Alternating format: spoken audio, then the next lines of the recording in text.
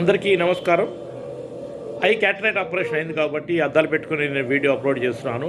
Just protect my eyes, ఏమనుకోవద్దు. ఇవాళ finals, grand finals women's cricket. Congratulations మరోసారి నా వైపు నుంచి సాధించారు. గెలిస్తే మాత్రం హిస్టరీ మనం రాసినట్టే. ఆస్ట్రేలియాని మనం 7 సార్లు ఛాంపియన్గా ఉన్న ఆస్ట్రేలియాని ఓడించి మనం సెమీఫైనల్స్కి నుంచి ఫైనల్స్కి వచ్చాము. థ్రిల్లింగ్ సెమీఫైనల్స్ మనం గెలిచాము. యునైటెడ్గా ఇండియన్ ఉమెన్స్ టీము ఆడింది డివై పాటిల్లో. సౌత్ ఆఫ్రికా కూడా మరి మొదటిసారి కప్పు గెలిచే ప్రయత్నంలో మరి వాళ్ళు కూడా మంచి స్ట్రాటజీతో, మంచి కాంబినేషన్ ఆఫ్ టీంతో దిగుతారు. అయితే ఇండియన్ టీంలో మాత్రం మార్పులు ఉండకపోవచ్చు. రాధా యాదవ్ని మళ్ళీ కంటిన్యూ చేస్తారు అన్నట్టుగా నేను భావిస్తున్నాను.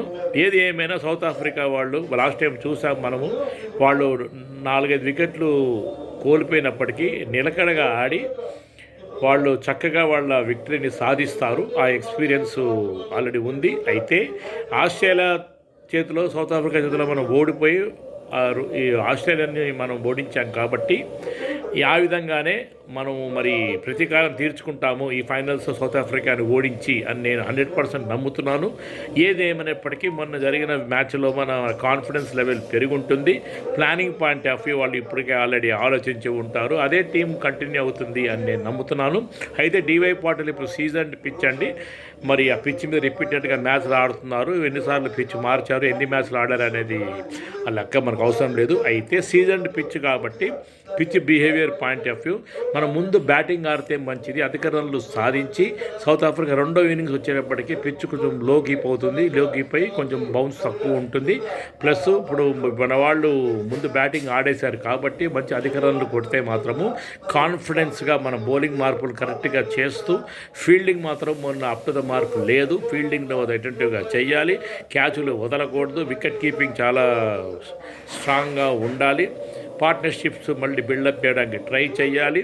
చక్కగా ఆడి ఒక 330 రన్లు మనం సాధించాలి మళ్ళీ మరొకసారి అన్నట్టుగా నేను మన ఇండియన్ ఉమెన్స్ టీంని బ్లెస్ చేస్తున్నాను. అలాగే ఆకాంక్షిస్తున్నాను వాళ్ళు చక్కటి బ్యాటింగ్ తోటి అలరించాలి.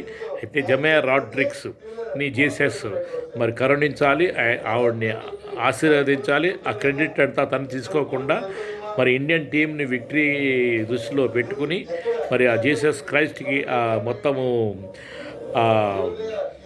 క్రెడిట్ మాత్రం ఆవిడ ఇచ్చారు. Because she has prayed Jesus.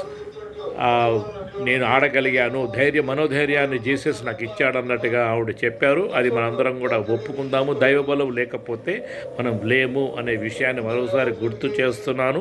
అయితే నాస్తికులు నమ్మకపోవచ్చు ఈ విషయాన్ని. అయితే ఏ దేవుడైనా పర్వాలేదు కానీ మనం ఇచ్చే కాన్సన్ట్రేషన్ లెవెల్స్, మనం ప్రార్థించే విధానము ఉంటే మాత్రము ఆ పవర్, అన్సీన్ పవర్ అన్నమాట, డెఫినెట్గా అది హెల్ప్ చేసింది జమయా రాడ్రిక్స్కి అన్నట్టుగా నేను నమ్ముతున్నాను. ఓపెనింగ్ పార్ట్నర్షిప్ కరెక్ట్గా ఉండాలి. స్మృతి దాన్ని మంచిగా ఆడుతోంది. అయితే హర్ప్రీత్ క్యాప్టెన్ ఎవరైతే ఉన్నారో అతను she suppose to complete century అండి. సెంచరీ దాకా వచ్చి ఆగిపోతుంది. అయితే తన గురించి తను ఆడటం లేదు, ఆ దేశం గురించి ఆడుతుంది అనే మాట మాత్రం నేను నమ్ముతున్నాను. తన కనుక పర్సనల్ రికార్డ్స్ గురించి ఆడుంటే పట్టుదలగా ఆడి సెంచరీ మరి కంప్లీట్ చేసి ఉండేది. సీనియర్ క్రికెటర్స్ ఏమంటారు అంటే ఒకసారి 50 రన్లు కొట్టాక మరో 50కి మనం ప్రయత్నించాలి, నిలకడగా ఆడి ఈసారన్న సెంచరీ తను సాధిస్తే మంచిది.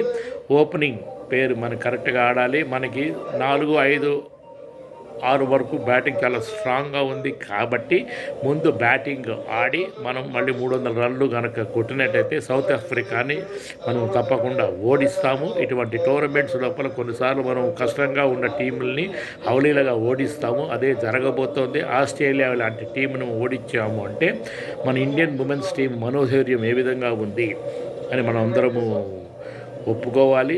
ఏదేమైనా కానీ all the best Indian women's team. గెలిస్తే మాత్రము మీకు దేశం యొక్క సపోర్ట్ మొత్తం ఉంది. అయితే ఒకే రోజు 2 మ్యాచ్లు ఉండడం వల్ల 3 గంటలకి ఈ మ్యాచ్ ఉంటుంది. మరి 1:45కి ఏమో ఇండియా ఆస్ట్రేలియా మూడవ ఓడిఐ ఉంది. ఏది ఏమైనా కానీ 2 మ్యాచ్లు ఒకరోజు ఉండడం వల్ల ప్రేక్షకులు మరి ఏది మ్యాచ్ చూడాలి అనే కన్ఫ్యూజన్ స్టేట్ మైండ్లో ఉంటారు. ఇది రిపీట్ కాకుండా ఏ మ్యాచ్కి ఆ మ్యాచ్ మనం కేటాయించి పోనీ ఈ వరల్డ్ కప్ మ్యాచ్ని ఒక 2-3 రోజులకు వాళ్ళు కొంచెం పోస్ట్పోన్ చేసి ఉంటే మంచిది. ఆడవాళ్ళ క్రికెట్ నీకు సపోర్ట్ చాలా అవసరము.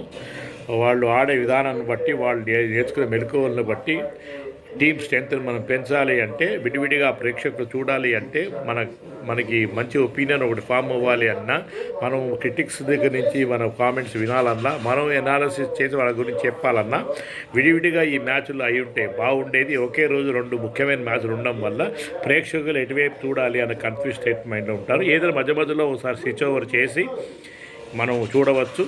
మళ్ళీ ఒకసారి నా వీడియో నేను అప్లోడ్ చేస్తాను. Indian men's team point of view వేరే వీడియో నేను అప్లోడ్ చేయటం లేదు.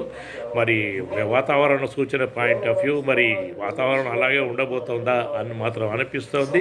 మనం మాత్రం సేమ్ టీంతో ఆడతాము అనిపిస్తోంది. 1 or 2 మార్పులు చేయాలన్నా కానీ మరి స్పిన్ డిపార్ట్మెంట్లో ఏమన్నా మార్పు చేస్తారా అన్నది కూడా అనిపిస్తోంది. ఏది ఏమైనా ఇది 2 టీంలకి, ఇండియన్ ఉమెన్స్ టీంకి మరి ఇండియన్ మెన్స్ టీంకి కూడా నేను శుభాకాంక్షలు తెలుపుతూ మరొక వీడియోతో ముందుకు వస్తాను. నా పేరు సాయి ప్రసాద్ అలియా సాయి ప్రకాష్. కంటికి ఆపరేషన్ అవడం వల్ల కొంచెం అద్దాలు పెట్టుకుని వీడియో అప్లోడ్ చేస్తున్నాను, దయచేసి ఏమనుకోవద్దు. అయితే నాకు మాత్రం goodluckprasad@gmail.com మీరు మెయిల్స్ పంపవచ్చు. ఆ మెయిల్స్కి నేను సమాధానం ఇస్తాను. మరొక వీడియోతో నేను ముందుకు వస్తానండి. నమస్కారం. మరొకసారి ముందుకి తప్పకుండా వస్తాను.